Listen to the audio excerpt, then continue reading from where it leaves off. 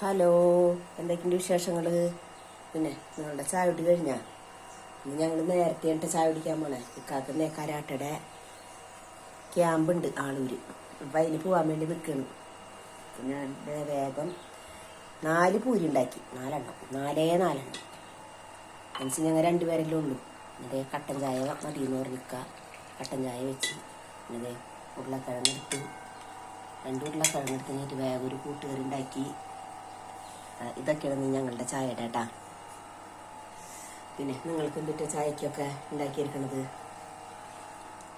പിന്നെ ഞാൻ പറഞ്ഞില്ല, ഇന്നലെ ഇലക്ഷൻ്റെ വോട്ടെണ്ണലൊക്കെ ആയിരുന്നു. എൻ്റെ കൂട്ടുകാരി രേഖ വിജയിച്ചു, സന്തോഷം. ഇതൊക്കെയാണ് ഞങ്ങളുടെ ബീഫൊക്കെ റെഡിയായി. ബീഫൊക്കെ അതേ അടുപ്പത്തായി വെന്തു. ഇന്ന് ദോശയൊക്കെ ഉണ്ടാക്കാമെന്ന് വിചാരിച്ചാണ്. മാവ് എടുത്തിങ്ങേറ്റ് ഫ്രിഡ്ജിൽ നിന്ന് പുറത്തെടുത്ത് വയ്ക്കാൻ മറന്നുപോയി.